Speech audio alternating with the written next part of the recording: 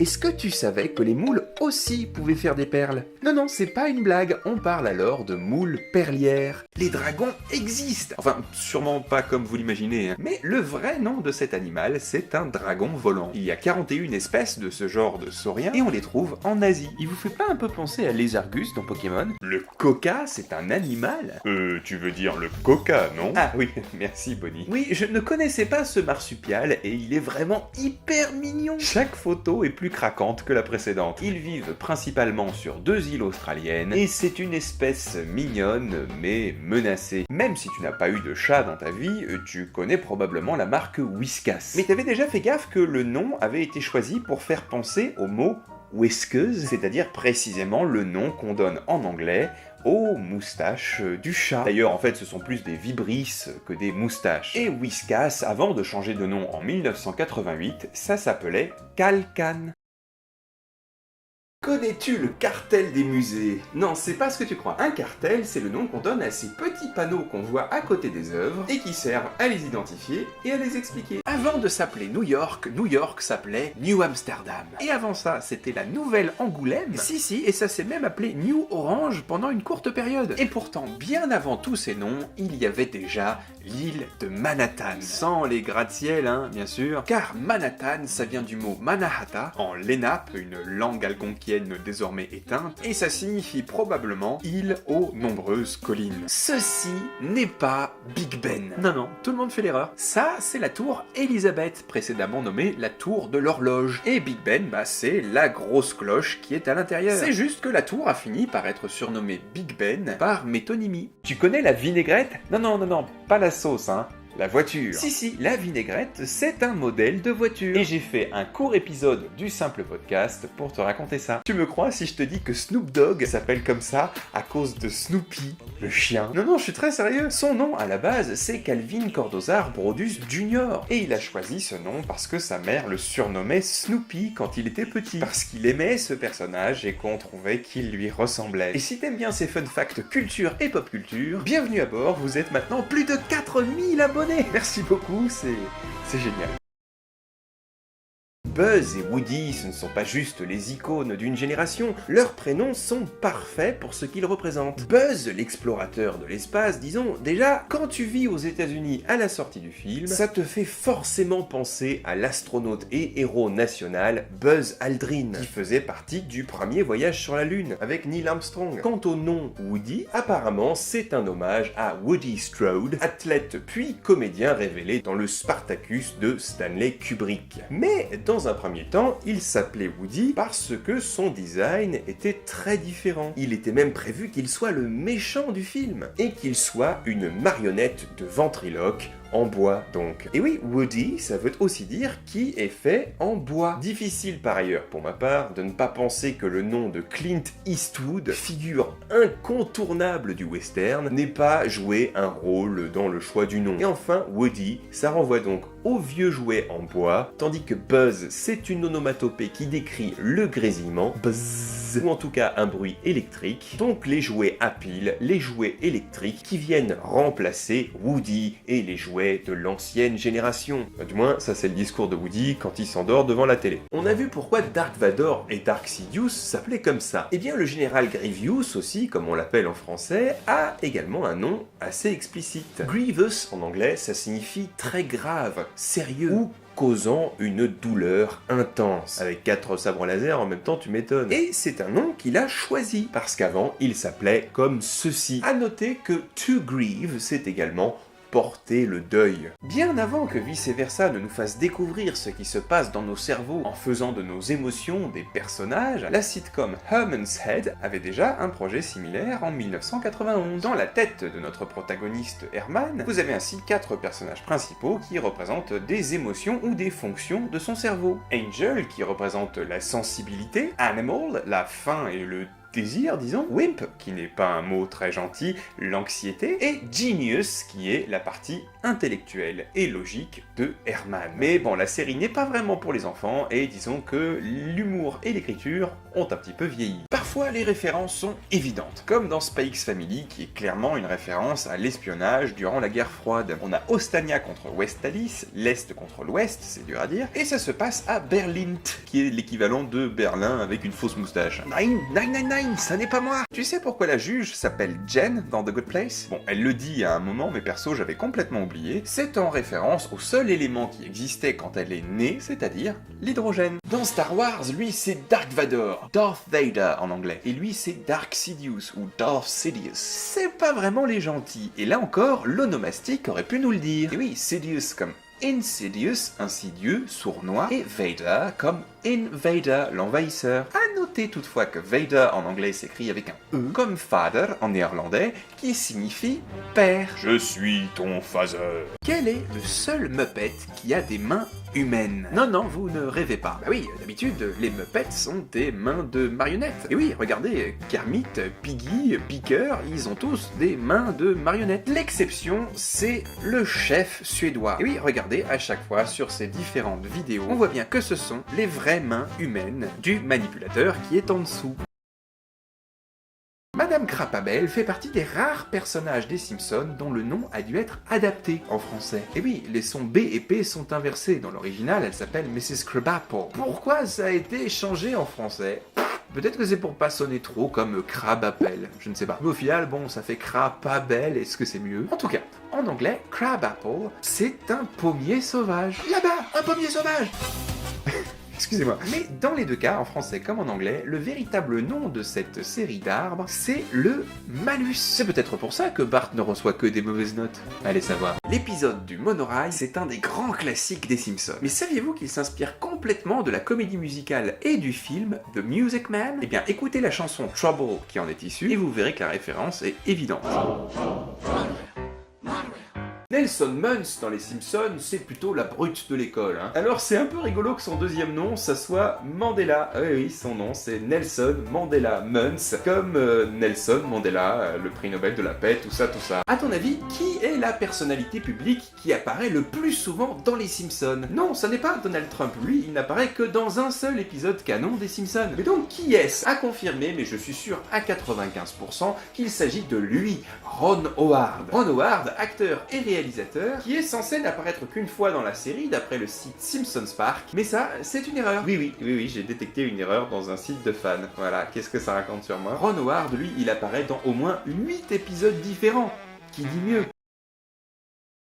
Ça veut dire quoi, SMS? C'est l'acronyme de Short Message Service, donc un service qui sert à envoyer de courts messages. Mais quand on écrit un SMS, on s'envoie pas des services, mais juste des messages. Donc logiquement, on devrait dire qu'on s'envoie des SM. Mais je sais pas pourquoi, je sens que ça va pas prendre mon idée. On dit souvent un taser, mais c'est une marque. On devrait dire un pistolet à impulsion électrique. Mais est-ce que vous saviez que pour en démontrer les effets, son inventeur l'avait expérimenté sur son propre fils? Si, et tout ça est filmé et documenté. Le marsupilami est mignon, même s'il ne faut pas le brosser dans le mauvais sens du poil. Son nom est la contraction de marsupial, comme le kangourou, l'opossum ou le bandicoot. Pilou Pilou, une créature qu'on voit dans Popeye. Et de ami. Il faut dire qu'il devient très vite l'ami de Spirou et Fantasio. Les théories du complot, c'est pas nouveau. Vous avez par exemple à l'époque de Louis XIV, un religieux nommé le père Ardouin, qui était convaincu que la plupart des œuvres de l'Antiquité étaient des faux produits par des moines copistes du Moyen-Âge. Vous ne devinerez jamais qui est à l'origine de la blague « Toc toc, qui est là ?» Vous savez comme « Toc toc,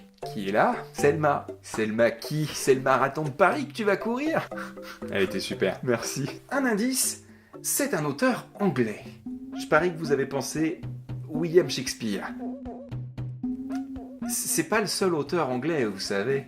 Mais par contre, vous avez complètement raison, c'est lui. Dans Macbeth, acte 2, scène 3, le portier s'écrie à plusieurs reprises « Toc toc, qui est là ?» dans une scène comique, alors que la pièce l'est pas vraiment. Et avant Shakespeare, on ne disait pas ça. Alors évidemment, c'est en anglais, hein. Knock knock, who's there? Et ça fait partie de ses très nombreuses contributions au vocabulaire anglais. Et à l'humour. Parce que c'est drôle, non?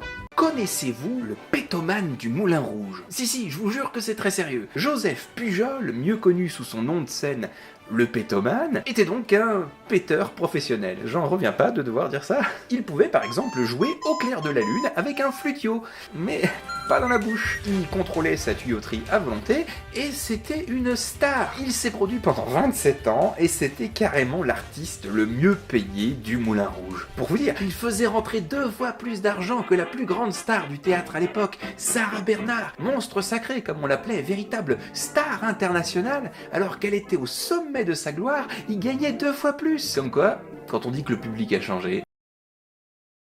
Un combat de coq à bord d'un avion? Presque. Le cockpit, avant d'être la cabine de pilotage à bord d'un avion, c'est le nom donné aux arènes de combat de coq en Angleterre. Littéralement cockpit, la fosse au coq. Plusieurs étymologies disent que les deux n'ont rien à voir, et je vous laisse d'ailleurs regarder, mais le Barnhart Concise Dictionary of Etymology affirme qu'ils sont liés. En 1635, un théâtre londonien nommé le Cockpit a été détruit pour être remplacé en gros par le QG militaire de Charles Ier. Pourquoi s'appelait-il le cockpit, me direz-vous? Parce qu'il s'agissait à la base, comme d'autres théâtres de la même période, d'une arène de combat de coq justement. Le mot en serait venu à désigner le poste de contrôle, et donc la cabine de pilotage. Ce klaxon rigolo, vous l'avez sûrement déjà entendu, dans un épisode de JDG par exemple. Mais attendez d'avoir le contexte. La mélodie qu'on entend, c'est un extrait de Dixie, une chanson très connue aux États-Unis, car c'était quasi l'hymne de l'armée confédérée, qui était pro-esclavagisme au point de faire la guerre de sécession. Dixie, c'est d'ailleurs le surnom donné aux États sudistes. Alors, pourquoi on l'entend partout? Eh bien la réponse, c'est Shérif, fais-moi peur, une série télé super connue aux US à l'époque, dans laquelle les protagonistes qui vivent en Géorgie, un état du sud, finissent toujours en course-poursuite dans la voiture iconique de la série. Cette voiture arbore un drapeau confédéré et s'appelle le Général Lee. Oui, comme le célèbre chef de l'état-major de l'armée sudiste. Et son klaxon, vous l'aurez deviné, c'est... Est-ce que tu t'es déjà demandé pourquoi on dit que les intermittents sont payés au cachet? Eh bien, à l'origine, un cachet, c'est ça. Un petit sceau utilisé pour sceller et authentifier un document. D'ailleurs, c'est de là que vient le verbe cacher. Si. Il dérive du latin coactare, qui signifie contraindre. Et oui, ça peut nous surprendre aujourd'hui, mais le verbe cacher, jusqu'au XVIe siècle, ça veut dire comprimer, serrer. Et quand on appose un cachet sur une enveloppe, le contenu de l'enveloppe devient secret. C'est de là que vient le nouveau sens du verbe cacher, parce que le cachet cache. Mais quel rapport avec les intermittents, me direz-vous? Eh bien, pour le savoir, il faut comprendre qu'encore à la première moitié du XXe siècle, pour être payés, les artistes utilisent une sorte de carte d'abonnement, une carte sur laquelle on applique un cachet, comme un coup de tampon, quoi, pour compter le nombre de prestations qu'ils ou elles ont donné. Oui, ça fonctionne un peu comme une carte de fidélité. Cette carte, par métonymie, elle s'appelle un cachet, puis le mot en vient à désigner le service en lui-même, puis sa rémunération. Voilà, c'est pour ça qu'on est payé au cachet. Le casting. Dans le cinéma ou le théâtre, c'est un mot qu'on utilise tout le temps, mais sans se poser la question d'où il vient. Alors de l'anglais, bien sûr, casting vient de to cast, qui a une étymologie bien fournie, et c'est vers le début du XVIIIe siècle qu'il apparaît dans le sens de distribuer des rôles dans une pièce de théâtre. Mais à l'époque, ça fait déjà 2 siècles que to cast signifie mouler, faire fondre dans un moule. Et oui, donc l'idée, quand on vous fait passer un casting, c'est qu'on essaye de vous faire rentrer dans le moule. Faut correspondre à ce qu'on attend de vous. Alors que je crois que dans l'idée de l'audition, il y a le côté on vient vous écouter, et c'est pas exactement la même démarche.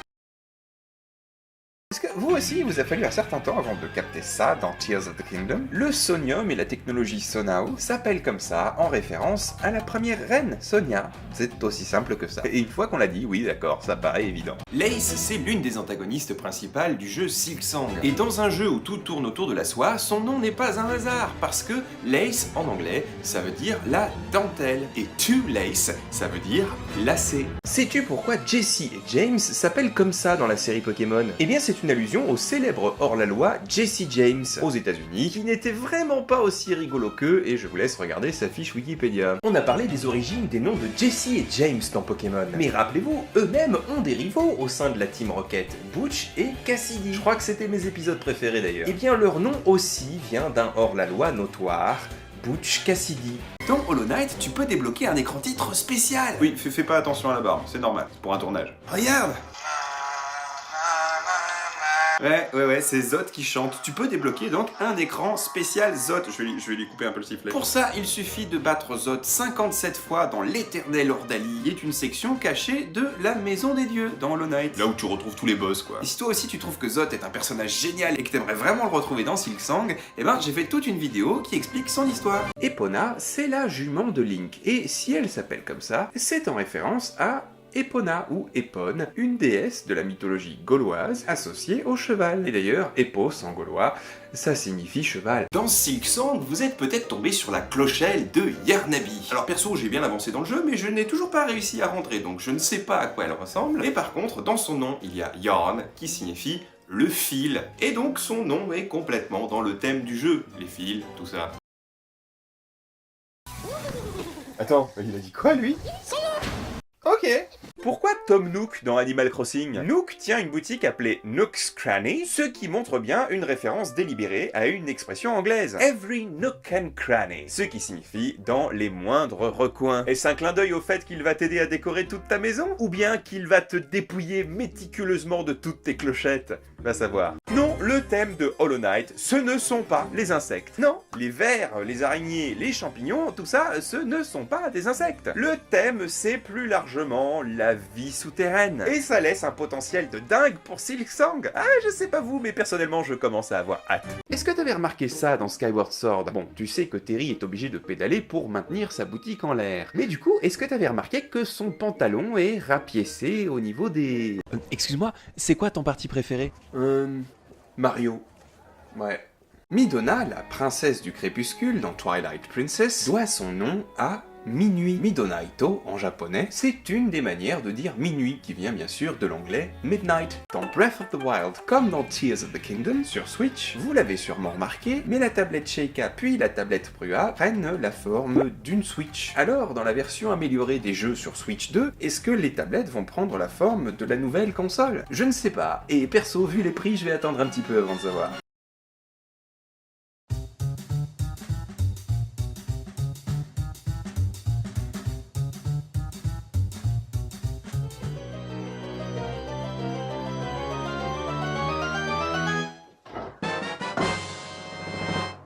Le monde se trompe sur le jeu Jacques-A-Dit. Jacques-A-Dit a dit, fais coucou. Coucou. Ben non, c'est Jacques a dit, pas Jacques-A-Dit a dit. Oui. Ah bah, vous pouvez vérifier, hein. Au Québec, ça s'appelle Jean dit, en anglais c'est Simon Says, et chaque fois le titre de ce jeu, bah, c'est juste un prénom très courant, et le fait de dire. Tout simplement. Oui, Jacques, c'était un prénom très courant en France à l'époque. On a même eu les Jacqueries. Bon, alors, d'où vient l'erreur? Certains avancent l'hypothèse que la confusion est due à la marque Jacques-A-Dit. Mais en fait, il y a des chances que ça ait fonctionné dans les deux sens. Que la marque se soit appelée comme ça parce qu'on faisait déjà l'erreur, et que, bah, une fois que la marque est sortie, effectivement, ça a alimenté l'erreur. Et ainsi de suite.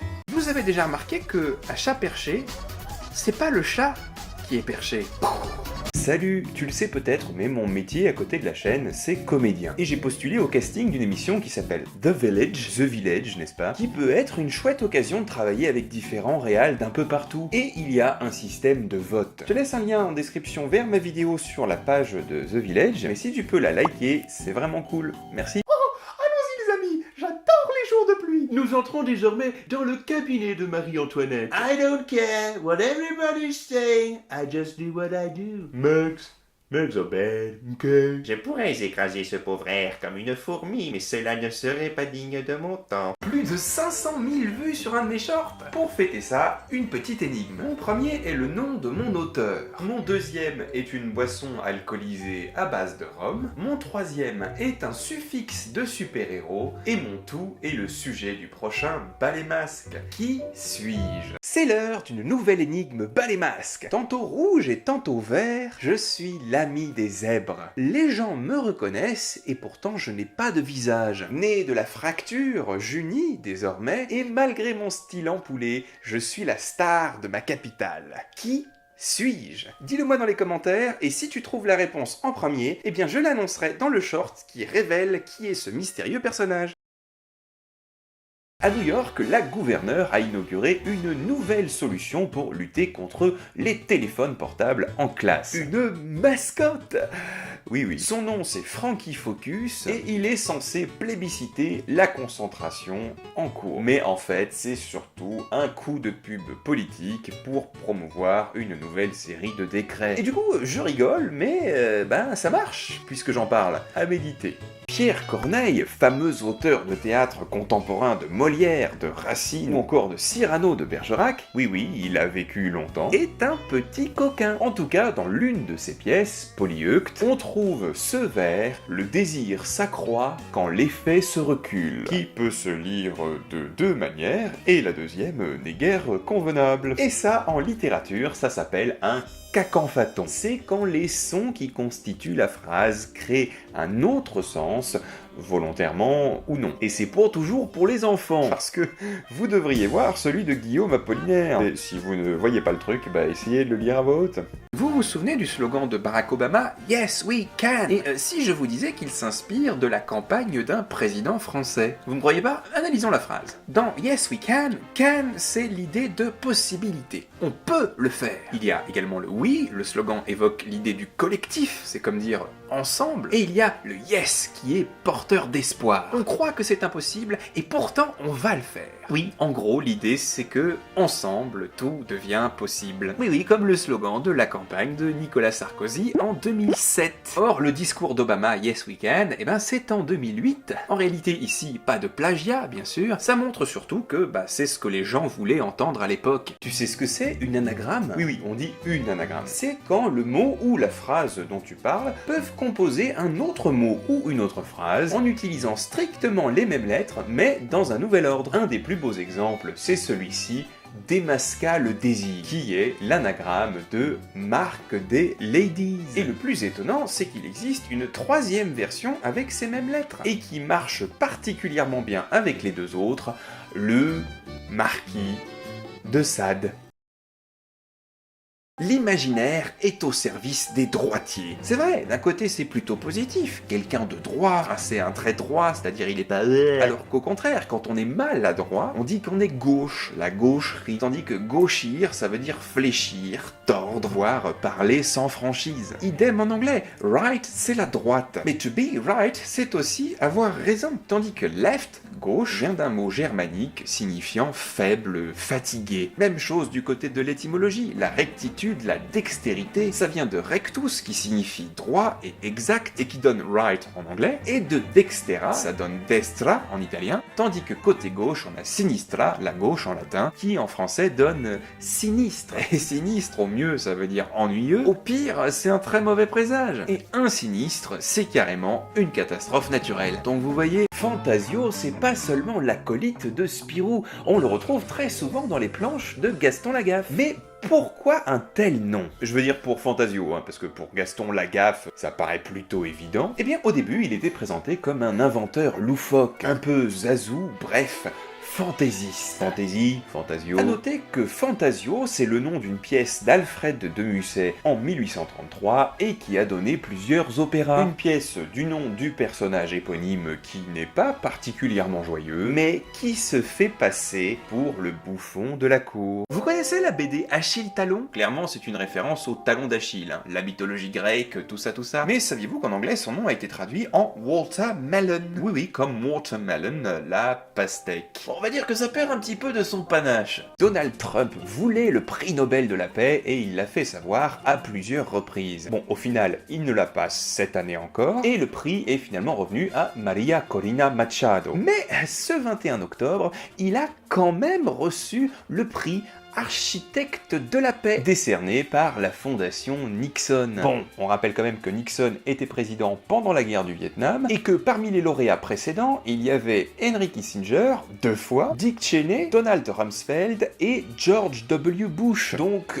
prix de la paix à nuancer quand même. Sais-tu qui est Alcofibras Nazier? Petit indice, c'est l'anagramme d'un auteur français très connu. Enfin, je dis ça, mais tu le connais peut-être pas. On dit qu'il a inspiré Jonathan Swift Swift pour son célèbre roman Les Voyages de Gulliver. Et lui non plus tu le connais pas. Pourtant j'ai fait plein d'épisodes dessus. Tu ne peux pas ne pas le connaître. Bon, c'est pas grave.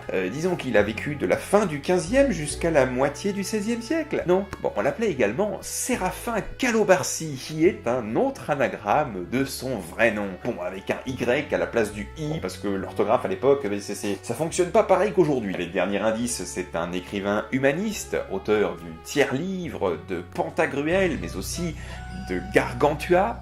Ça y est, tu l'as ? Eh bien oui, Alcofibras Nazier, c'est François Rabelais. Le vendeur de BD dans Les Simpsons, connais-tu son nom? On l'apprend au cours d'un épisode, Déluge au stade, sorti en 2005. Et c'est Jeff Albertson. Et sinon, tout le reste du temps, tout le monde continue de l'appeler. Dans Désenchanté, ce personnage qu'on voit à plusieurs reprises s'appelle Sam Buca. C'est une référence rigolote au Sambuca, qui est une liqueur italienne à base d'anis. Tahiti Bob est l'un de mes personnages préférés dans Les Simpsons, tellement que je ferai un épisode de Balai Masque sur lui un jour. Mais en anglais, son nom n'a rien à voir avec Tahiti. Il s'appelle Sideshow Bob, un nom qui est difficilement traduisible, mais qui renvoie au fait qu'on ne le destine à rien d'autre qu'être l'acolyte, le sous-fifre, disons, de Krusty le Clown. D'ailleurs, pareil pour son remplaçant, Tahiti Mel, c'est Sideshow Mel en anglais. Alors donc, pourquoi Tahiti en français? Visiblement à cause du pagne qu'il porte, mais surtout de sa coupe de cheveux en forme de palmier. Si, mais vous remarquerez que ça, pour le coup, ça marche moins bien pour Tahiti Mel. Mais quand même, bon, fallait trouver une traduction, et c'est un choix intéressant. Dans Les Simpsons, Otto, le chauffeur de bus, s'appelle comme ça pour créer deux jeux de mots. Le premier, c'est parce que aux US, auto, ça sonne comme auto. Auto, comme dans autobus. Ça, pour le coup, ça marche aussi en français. Et le deuxième, c'est que quand Bart l'interpelle en anglais, ça donne Ottoman, et ça crée le mot Ottoman. Ottoman, comme l'Empire ottoman. Pour vous donner une idée, ça, c'est l'Empire en 1590, et c'est énorme. Et vous connaissez peut-être aussi ces meubles qu'on appelle des ottomanes. Bon, là, en l'occurrence, c'est un faux ami, parce que Ottoman, aux États-Unis, ça désigne un pouf. Monsieur Largo, le prof de musique, est là depuis les toutes premières saisons des Simpsons. Et je viens juste de capter que son nom était une référence musicale. Et oui, Largo en musique, c'est un terme utilisé pour désigner un tempo lent. Quand Homer Simpson décroche le téléphone en anglais, il dit toujours « Hello ». C'est sous nos yeux en permanence, ou plutôt dans nos oreilles, mais il dit bien yellow, c'est-à-dire jaune, comme lui et 99% des personnages de la série. Tu crois encore que personne ne vieillit dans les Simpsons? Eh bien, globalement c'est vrai, mais il y a quand même des exceptions. La plus spectaculaire, c'est le neveu d'Apu, Jamshed J. Nahasape Mapetilan, qui, dans les premières saisons de la série, était un très jeune enfant.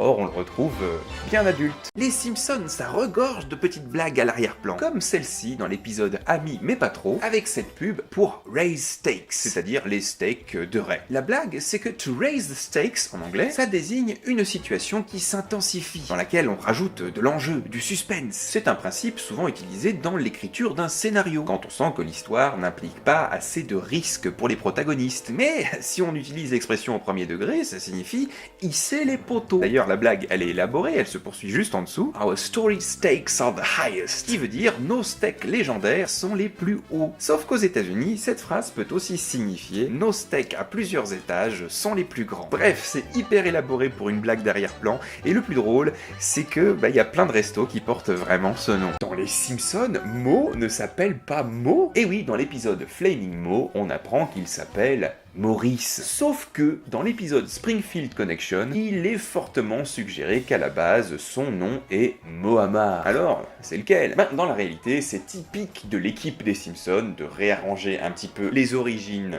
et le parcours des personnages en fonction de ce qui les arrange pour cet épisode-ci. Duffman a une fille. Dans l'original, elle s'appelle Amber, ambre en français, un nom qui, bien sûr, fait référence à l'Amber Ale, la bière ambrée. Homer Simpson, il est vraiment très fort, hein. Il arrive à lire un journal où il n'y a que des consonnes. Les Moblins sont des adversaires récurrents de la saga Zelda. Mais savez-vous d'où vient leur nom? Eh bien, en japonais, Molibulin, c'est la combinaison de Gobelin, les gobelins, et de Moli, la forêt. Le prochain Donkey Kong, Bonanza, qui sort sur Switch 2, dérive du mot bonanza, un nom espagnol que je prononce très mal, mais qui est aussi très usité aux États-Unis, qui décrit une situation de soudaine prospérité. Genre, d'un coup, hop, t'as trouvé du pétrole et il est à toi, t'es riche. C'était même le nom d'une célèbre série western. Goopix dans Pokémon s'appelle comme ça en référence à Goupil. C'est comme ça qu'on appelait les renards au Moyen-Âge. Et ça finit en X en référence à 6, en référence à ses 6 queues. Les brides abattues dans Tears of the Kingdom ont des noms associés à leurs instruments respectifs. Maestro, c'est le maestro bien sûr, Violaine joue du violon, Nambour du tambour, Fluol de la flûte et Coréo mange des cookies. Non attends. Ça ne date pas de God of War, dans la mythologie grecque, les dieux censés être immortels peuvent pourtant mourir. Mais quand ils saignent, ça n'est donc pas du sang de mortels, mais de l'icor, le sang des dieux. Donc c'est curieux qu'au 19e siècle, ce mot en soit venu à désigner du pu fétide qui s'écoule d'une plaie. Abo dans Pokémon, c'est l'anagramme de Boa, tout simplement. Arbok, l'évolution d'Abo dans Pokémon, c'est Cobra, écrit à l'envers, et mal, parce que Cobra ça prend un C. Le boss de fin de Echoes of Wisdom s'appelle Nihil. Ça vient du latin nihil, qui veut dire rien ou nul. Et je dis pas ça parce qu'il est facile à battre, c'est promis. Pourquoi les Mascas ne parlent-ils pas? Bon, la plupart du temps, disons, il y a des exceptions. Peut-être parce que le masque qu'ils portent s'inspire notamment de la muta, ce masque italien aux inspirations vénitiennes. En effet, ce masque, la muta, se tenait sans attache, en serrant les dents autour d'une poignée qui contraignait donc son utilisatrice au silence. Oui, c'était un masque porté par des femmes. Je sais, les masques des Mascas, ils ont des attaches, ils se voient clairement, d'accord, mais voilà. Et évidemment, ça s'inspire aussi d'autres masques, les larvas, les bauta, etc. Mais vous savez quoi? Si vous voulez en savoir plus sur les Mascas et leur origine, j'ai fait tout un épisode de Ballet Masque qui leur est consacré. Après la disparition de Zelda dans Tears of the Kingdom, Pen enquête avec vous sur les rumeurs qui circulent à son sujet. Et son nom n'est pas innocent car Pen en anglais, ça signifie stylo, comme celui qu'il utilise pour rétablir la vérité. Dans Pokémon, Alakazam est l'évolution de Kadabra, lui-même évolué d'Abra. Tout simplement parce qu'en anglais, c'est presque la suite logique de la formule magique Abracadabra. Abracadabra, Alakazam. Attends, j'ai bien lu une matraque littéraire dans Zelda? Oui, c'est inattendu, mais vous pouvez fusionner une arme avec une bibliothèque dans Tears of the Kingdom. Et ça vous donne... Des chocs à pic? Non, une matraque littéraire. La plume est plus forte que l'épée. Bah ça, c'est ce qu'on va voir. Fun fact Pokémon, Deoxys doit son nom à l'acide désoxyribonucléique, c'est-à-dire l'ADN. Et il faut dire que ces bras font penser à la structure en double hélice de l'ADN. Vous le savez, au Japon, il y a un système d'ère ou d'époque. Aujourd'hui, par exemple, on est dans l'ère Reiwa, l'ère de la belle harmonie. Il y a aussi eu l'ère Meiji, très célèbre car elle symbolise la fin de la politique isolationniste du Japon, mais l'époque la plus connue, ça reste sûrement les Pokémon. Dans Cuphead, au début de la bataille finale du DLC, on entend les chœurs chanter Cuphead Mortem. Alors faut l'entendre, hein, mais ça n'est pas vraiment rassurant parce que ça fait référence à la mort de Cuphead. En même temps, vu la difficulté du boss, tu m'étonnes. Dans Zelda Tears of the Kingdom, si la première reine s'appelle Sonia, c'est en référence à une valeur qui est chère à la série, la sagesse. En effet, Sonia, c'est un dérivé de Sophia, qui signifie sagesse en grec. Pareil pour Mineru, nommé ainsi en référence à Minerve, la déesse de la sagesse, chez les Romains. Métamorphe, ce petit Pokémon tout mignon, passe sa vie à copier les apparences et les comportements. Et en anglais, il s'appelle ditto, ce qui veut dire idem, ito, la même, pareil. Et il y a même un verbe to ditto qui signifie imiter. L'épisode 3 de la série live-action de One Piece s'intitule Tell No Tale, une référence évidente à la locution Dead Man Tell No Tales, qu'on peut traduire par Les morts ne racontent pas d'histoire, et qui est une phrase, disons, associée à la mythologie de la piraterie. Un titre approprié dans une saga qui aborde le sujet des pirates, et surtout dans un épisode consacré à Usopp qui raconte des mensonges épiques. La famille Adams, à la base, elle s'appelle pas Adams. Et d'ailleurs, c'est même pas une famille. En fait, Chaz Adams, c'est lui. Et il dessine une série de personnages macabres non affiliés dans des gags pour le magazine Le New Yorker. Ce sont les lecteurs qui finissent par leur trouver des points communs et qui leur donnent ce surnom, la famille Adams, du nom de leur créateur. Et si ça vous intéresse, j'ai fait toute une vidéo sur la famille Adams. Dans Only Murders in the Building, Ursula, la gérante de l'immeuble, négocie ses informations contre l'achat de caisses de gut milk. La blague nous échappe un peu en français, mais en anglais, guts, ce sont les tripes. Donc ça s'appelle du lait de tripe. C'est recommandé par TripAdvisor. Franchement, comme ça fait pas très envie. Hein. Mais c'est surtout une référence à la célèbre campagne de pub Got Milk, à laquelle Rick et Morty fait également allusion, et qui visait à augmenter la consommation de lait de vache aux États-Unis dans les années 90. Dans Ratatouille, le cuisinier que prend Rémi pour modèle s'appelle Gusto, et son prénom c'est Auguste. Mais est-ce que t'avais remarqué que l'un était l'anagramme de l'autre? Dans Ratatouille, le célèbre critique aux airs de Dracula, Anton Ego, a un design qui s'inspire très clairement du comédien et metteur en scène français légendaire Louis Jouvet, théoricien du théâtre, tout ça. La fin de la saison 5 de Only Murders in the Building arrive bientôt et je vais faire un pari. Comme on est sur le thème du casino et que l'immeuble est en danger, je suis quasi sûr que l'épisode va s'appeler The House Always Wins. Une phrase typique de l'univers du jeu qui implique que c'est toujours le casino qui sort vainqueur. Sauf que là, il y aurait un double sens, signifiant cette fois que c'est l'Arconia qui va remporter la victoire. Je suis presque sûr de mon coup, vous me direz quand il sortira, mais si c'est pas le titre qu'ils choisissent, je trouve qu'ils passent à côté d'une opportunité. Les Stormtroopers, avant d'être des soldats de l'Empire Galactique, c'était dans la vraie vie le nom donné à des unités d'élite de l'armée impériale allemande pendant la Première Guerre mondiale. L'immeuble dans lequel ont lieu toutes les saisons de Only Murders in the Building, immeuble qui figure littéralement dans le titre, eh bien il existe pour de vrai, sauf qu'il s'appelle le Belnor. C'est vraiment un immeuble de l'Upper West Side, il mesure 13 étages, a été construit entre 1908 et 1909, et il était à l'époque présenté comme le plus grand immeuble résidentiel des États-Unis. D'ailleurs, je viens de sortir une vidéo sur Omidby qui analyse les forces et les faiblesses de la série, et à la toute fin, vous trouverez mon enquête perso. Car oui, je pense avoir trouvé le coupable de la saison 5 et d'autres trucs assez funky. Le design de Morticia Addams est inspiré de l'actrice Gloria Swanson. Mais son nom, est-ce que tu sais d'où il vient? Eh bien, mortician en anglais, ça désigne quelqu'un qui travaille dans les pompes funèbres. C'est un peu comme si elle s'appelait Croque-Mortia. Et si tu veux en savoir plus, j'ai fait tout un épisode de Ballet Masque qui est consacré aux origines de la famille Addams. Vous connaissez La Révolution? C'est le nom d'un court-métrage d'animation de l'école Méliès qui raconte l'histoire de Bourdugaleux qui pue et de Max, une ingénieure pleine de ressources qui cause malgré elle une révolte contre un cruel roi géant. Je suis tombé dessus par hasard, je ne connais personne dedans, je connaissais même pas l'école, et franchement c'est vachement bien fait. C'est drôle, c'est inventif, et j'ai vu que pour le moment il a fait 7400 vues et j'ai envie de contribuer à mon échelle. La musique, l'animation, l'écriture même, ce court est plein de qualité. Il crée rapidement un univers cohérent et atypique. Il se sert d'éléments méta mais avec parcimonie et il regorge de petits détails cachés. Mon conseil, regardez-le jusqu'à la fin. Perso, j'adore la toute fin, elle me fait beaucoup rire. Un autre jeu indépendant aujourd'hui avec Down in Bermuda, c'est vendu comme un jeu d'aventure mais c'est en fait un jeu d'énigmes qui fonctionne un petit peu comme ces boîtes au mécanisme compliqué, vous savez, avec des tiroirs secrets, t'appuies sur un levier, ça ouvre une trappe qui te donne accès à une combinaison. Un peu comme un escape game en fait, avec un design mignon. Par contre, les contrôles sont galères à maîtriser au départ. Donc je vous déconseille d'y jouer dans le train comme moi au début, parce que ça tourne beaucoup. Bon, après, honnêtement, je l'ai fini très vite, c'est pas si difficile que ça, mais j'ai passé un bon moment. An Old Man's Journey, c'est un jeu indépendant, c'est assez court, le gameplay est original, vous guidez ce vieil homme à travers la carte en lui indiquant le point de sa prochaine destination, genre là, et pour qu'il y parvienne, vous devez modifier le terrain en jouant sur les différents plans. Vous prenez la colline au premier plan, vous l'étirez, et il peut passer d'un point à l'autre, comme si son existence était à mi-chemin entre la 2D et la 3D. Sans vous spoiler, la fin est douce amère, on va dire. C'est pas un jeu révolutionnaire, c'est parfois répétitif, mais c'est calme, c'est simple, c'est joli, et c'est une expérience agréable. Le créateur de Gaston Lagaffe, André Franquin, est également l'auteur des Démêlés d'Ernest Ringard et d'Ographie. Ographie, c'est le nom de la taupe qui vit dans le jardin d'Ernest. C'est donc la taupe-ographie.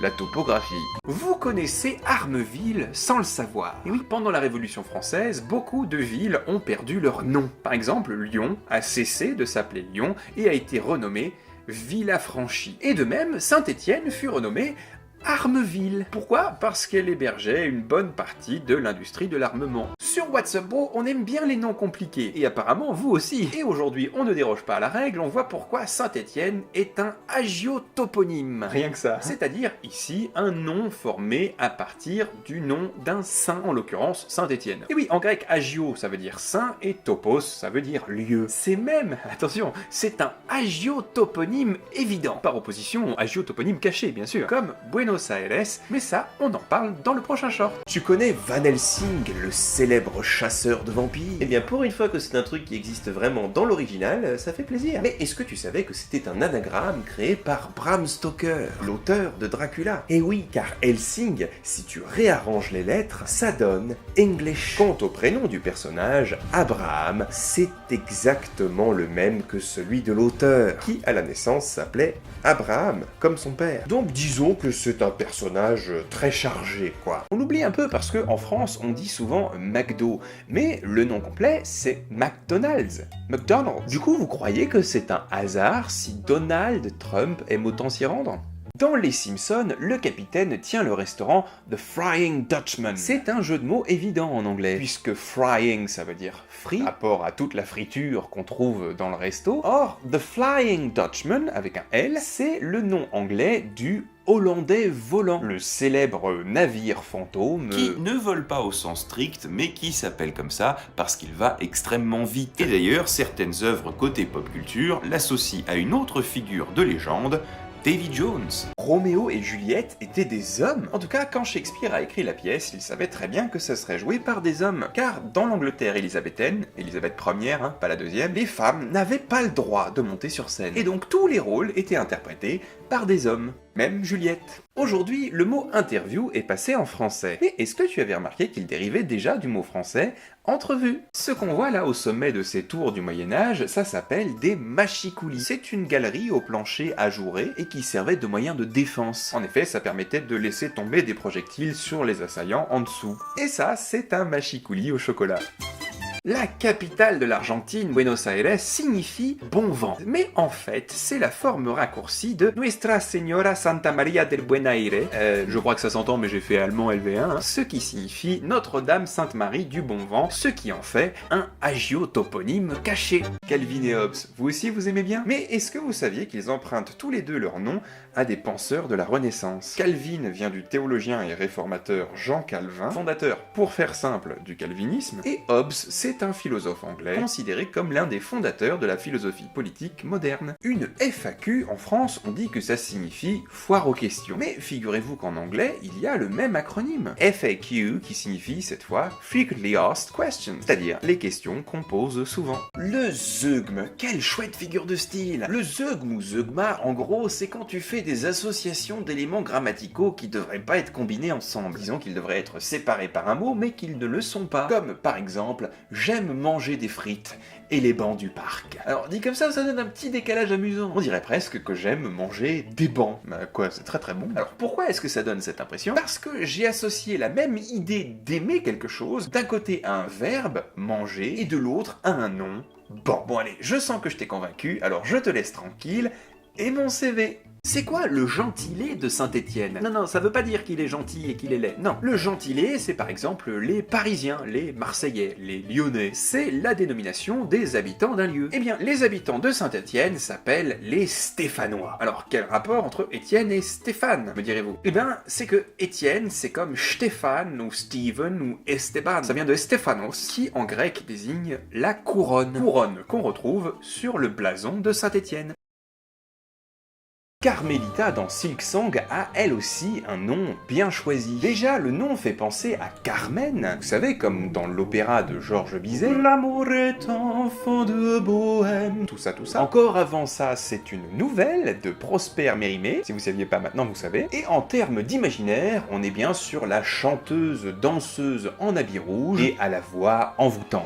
Mais ce n'est pas tout. Carmelita, c'est aussi une référence à l'ordre du Carmel, un ordre religieux dans lequel les hommes sont des carmes et les femmes sont des carmélites. Dans un jeu sur la religion où on trouve Sir Splinter, la mère supérieure soi et le père de la flamme, bah faut pas s'étonner. Donkey Kong, bon t'as sûrement la ref côté King Kong, mais peut-être au point d'en oublier que Donkey ça veut dire âne. Mais donc ça veut dire qu'il aurait pu ressembler à ça? Il y a une rumeur sur le net allègrement retransmise qui prétend que Shigeru Miyamoto aurait pensé que Donkey ça signifiait en réalité stupide ou têtu et que Nintendo of America aurait ri devant la confusion. Mais en fouillant un peu, aucune source sûre sur le sujet. Et sinon Kong, entre le film et la sortie du jeu, c'était devenu un mot d'argot japonais pour désigner les gorilles en général. Dans Hollow Knight, le royaume ça n'est pas Hollow Nest. Oui, je sais que ça paraît tentant vu le titre du jeu, mais non, c'est Hollow Nest avec un A. Alors pourquoi la nuance? Eh bien,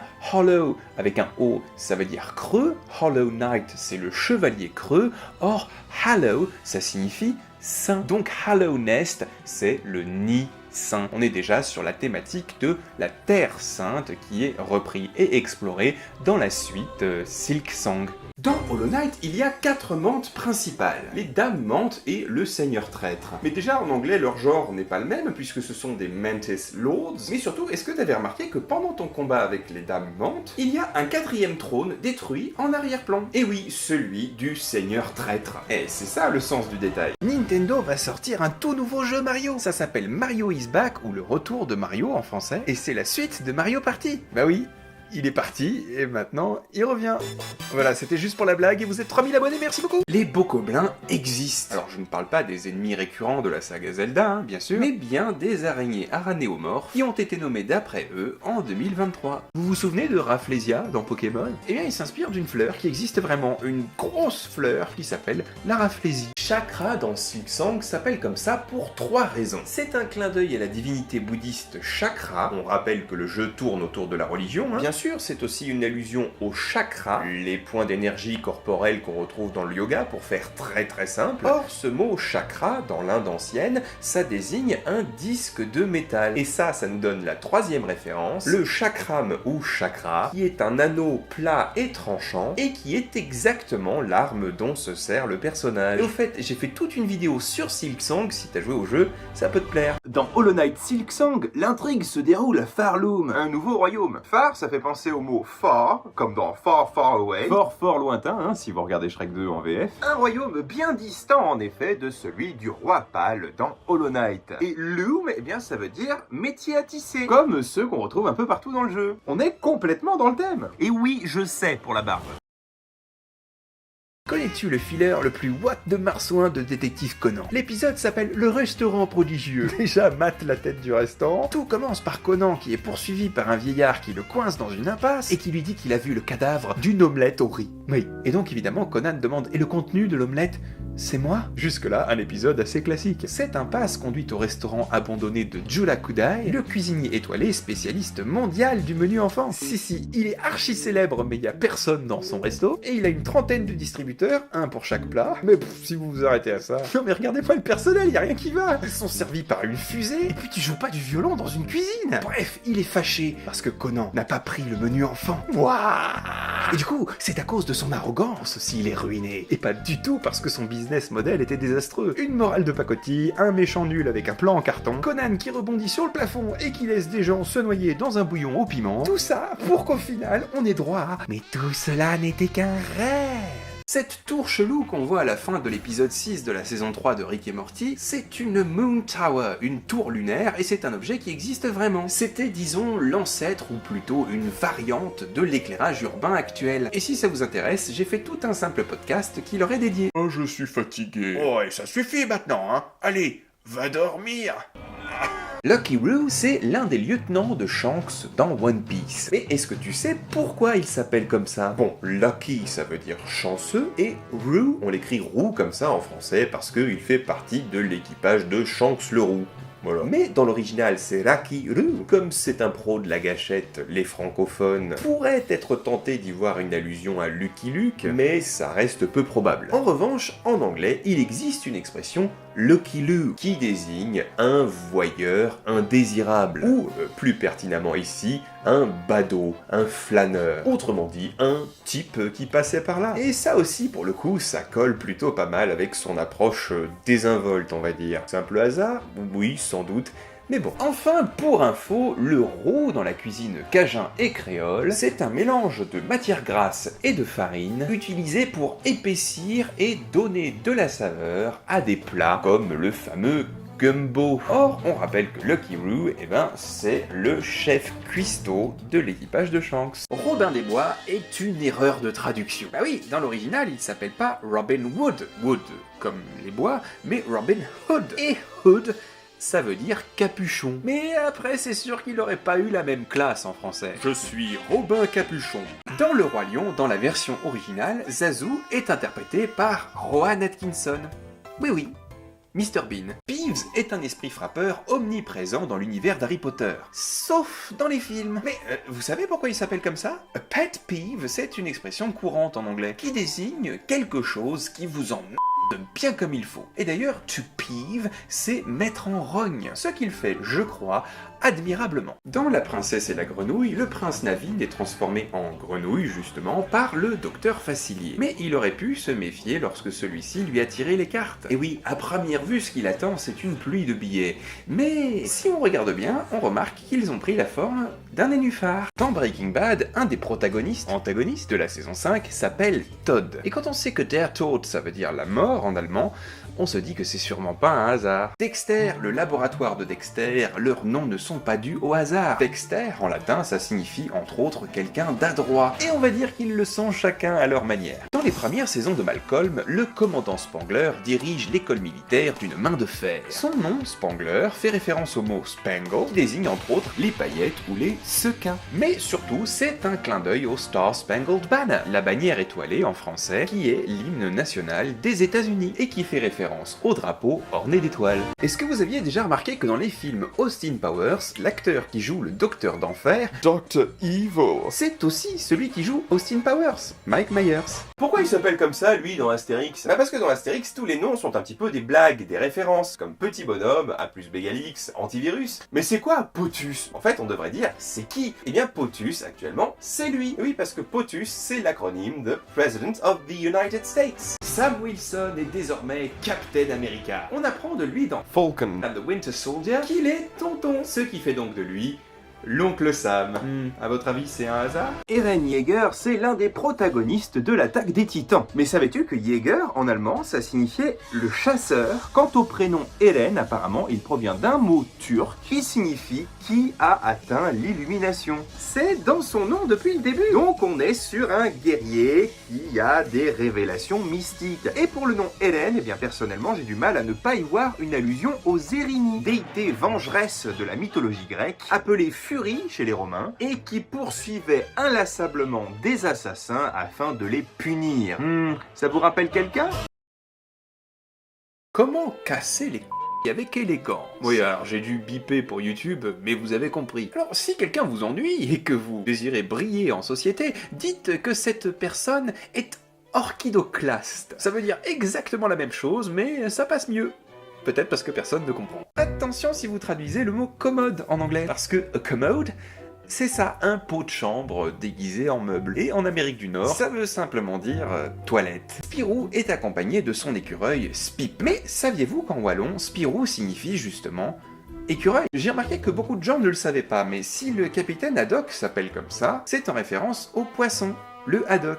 Vous l'avez remarqué ça, on dit louer aussi bien dans le cas du locataire que du bailleur. Pareil, un hôte, ça peut être celui qui reçoit, mais aussi celui qui est reçu. Ou encore, si je dis que ma patronne m'a remercié, ça peut vouloir dire qu'elle m'est reconnaissante, ou alors qu'elle m'a viré. Eh bien, quand il y a un mot qui a deux sens contraires ou symétriques, comme le dit Roland Barthes, ça s'appelle un énantiosème. Et ça, en soirée, c'est mortel. Vous avez sûrement déjà entendu parler de l'envers et du revers. Sauf qu'en numismatique, c'est-à-dire quand on parle des pièces de monnaie ou des médailles, on parle d'avers. On dit l'avers et le revers d'une pièce. Ça dérive du latin adversus, tourner, qui signifie en gros qui est en face, et c'est là qu'on retrouve souvent le symbole du pouvoir, souvent le visage d'une figure d'autorité, genre l'empereur. Dans Invincible, Adam Eve s'appelle comme ça en référence à Adam et Ève. Parce que Adam Eve, aux États-Unis, ça se prononce comme Adam Eve. Le Scrabble, ça vient du verbe anglais to scrabble, qui a plusieurs définitions. La première, ce serait écrire hâtivement ou de manière incohérente. Moi, je connaissais ça sous le mot to scribble, voilà, c'est la même chose. Et le deuxième sens, c'est chercher à tâtons, comme on le fait quand on pioche les lettres dans le petit sachet. Truc de ouf. Nestor, avant d'être un majordome dans Tintin, c'est un roi de la mythologie grecque. Ouais, il a même fait la guerre de Troie, tout ça. Le savais-tu? Gargamel, le méchant dans les Schtroumpfs, doit son nom à Gargamel, la mère de Gargantua, le célèbre géant imaginé par François Rabelais. Hashtag ou hashtag en anglais, ça vient du mot hash, qui veut dire croisillon, et de tag, qui signifie balise. C'est donc une balise croisillon, mais je suis pas sûr que le mot aurait connu le même succès. Ah, se baigner dans la Seine. Certains et certaines l'ont fait. Mais est-ce que tu te risquerais à en boire? Eh bien, vers 1670, un apothicaire du nom de Barbero vendait à prix d'or une précieuse eau minérale, censée être un remède miraculeux, et qui n'était en fait que de l'eau de la Seine mise en bouteille. Bon appétit! En Angleterre, il faut manger du bœuf pour protéger les joyaux de la couronne. Alors, pas vraiment, mais le corps de garde d'apparat chargé de la protection des joyaux de la couronne britannique, dont le nom officiel est à rallonge, sont également connus sous le terme plus populaire de Beefeaters, les mangeurs de bœuf. Mais pourquoi? Eh bien, il y a plein d'hypothèses, mais aucune n'est assez documentée pour être sérieuse. Les pancakes, c'est bon, mais est-ce que tu sais pourquoi ça s'appelle comme ça? Eh bien, pan, c'est la poêle à frire, et cake, c'est le gâteau. Ce sont donc littéralement des gâteaux de poêle. Non, pas comme ça. Ça y est, il est là, le tout nouveau logo de WhatsApp Bro. C'est une création perso et il était temps parce que ouf. Ah, je me lève à 5h pour écrire une vidéo sur une allégorie de la censure au 19e siècle, qui me conduit à écrire une vidéo qui servira d'introduction sur la différence entre personnification, anthropomorphisme et allégorie. Et je suis trop content parce que j'identifie une nuance que je n'avais trouvée dans aucun de mes ouvrages de référence. Et vous? Ça se passe comment votre petit-déj? 1 million de vues! Non seulement la chaîne a dépassé les 10 000 heures de vues, mais en plus mes vidéos ont été vues plus d'1 million de fois. C'est trop cool, voilà, merci. 116 000 vues! Ça, c'est les statistiques de ma chaîne depuis le début, et ça, c'est hier! Qu'est-ce qui s'est passé? 116 000 vues en une journée! Vous êtes sérieux? C'est génial! Merci beaucoup, franchement. Ça fait trop plaisir. Pourquoi cette vidéo-là? Je ne sais pas, mais c'est pas grave, je suis avec vous, merci, c'est trop cool. 350 000! Je comprends toujours pas ce qui se passe, mais j'adore. Hein. Et pour vous remercier, Bonnie va vous faire une blague. Quoi? Mais attends, je suis pas prêt. Vous êtes plein à rejoindre la chaîne en ce moment. D'ailleurs, si vous aimez la chaîne, n'hésitez pas à vous abonner et vous aurez régulièrement droit à des super blagues de Bonnie. Allez, à toi Bonnie, on t'écoute. Bon, alors, il y a un cèdre, un sapin et un figuier qui rentrent dans une serre et... Vous savez quoi? Finalement, les blagues, on va peut-être éviter. Le tout nouveau compte Instagram de WhatsApp Pro vient d'ouvrir et vous pourrez y retrouver pas mal de nos shorts. Les pancakes, Jesse et James, Homer Simpson, Cacan Faton, Holy Mother, Silk Song, Trump, et on a aussi un compte TikTok, on sait jamais. Je bosse à la CAF, mais c'est pas grave, je suis le pro des stats, on m'appelle le prostate. Ouais, non, le rap, c'est pas une bonne idée. Ah ouais, t'es sûr? Ouais. Bon, tant pis. Vous connaissez Lustucru, mais connaissez-vous le Lustucru? C'est une sorte de croque-mitaine qui terrorise les enfants. J'ai fait une vieille vidéo qui en parle. Mais je l'ai pas dit dedans, est-ce que vous saviez que Lustucru, en wallon, ça désignait un enfant tapageur? C'est peut-être pour ces enfants-là que vient le Lustucru. Abonnez-vous. Une actrice générée par IA? Quel enfer! Mais ça ne sera pas la première artiste qui n'existe pas vraiment. Parce que si vous regardez du côté de Hatsune Miku et des Vocaloid, on assiste déjà depuis plusieurs années au succès de chanteuses qui n'existent pas et qui sont un produit appartenant à certains studios. Un progrès? Pas sûr, hein. En tout cas, si tu veux en savoir plus sur Hatsune Miku, mais aussi sur la virtualisation des artistes, il y a tout un épisode de Ballet Masque qui lui est consacré. Lui, c'est Ampelman. C'est le bonhomme du passage piéton en Allemagne de l'Est. Et quand il est rouge, il ressemble à ça. Franchement, ça ressemble vachement à Luffy dans le logo de One Piece, non? Et si vous voulez en savoir plus, j'ai sorti tout un épisode de Ballet Masque sur lui. Pourquoi le lapin de Pâques? Pourquoi des œufs en chocolat? Il n'y avait pas une histoire de cloche? Je réponds à toutes ces questions dans mon épisode de Ballet Masque consacré au lapin de Pâques, qui est en fait un lièvre. Si, le lien vers la vidéo est dans la description. Ça, c'est Alan, c'est un saumon. Ça, c'est le saumon Alan flou, et ça, c'est le saumon Alan net. Alors, à votre avis, lequel d'entre eux ment? Le verre de vin? La chope de bière? Le diabolo? La tasse de café? Ou la crêpe Suzette? Eh bien, je crois que la réponse est évidente. C'est lui! Moi? Mais pourquoi? Mais enfin, tout le monde sait bien que les diabolos mentent. Merci à toi, c'est un nouveau record. Et oui, cette vidéo n'a jamais fait autant de vues. Et ça, c'est grâce à toi. Attends, mais ça c'est vrai de toutes les vidéos, tout le temps? Oui, bon, c'est vrai. Mais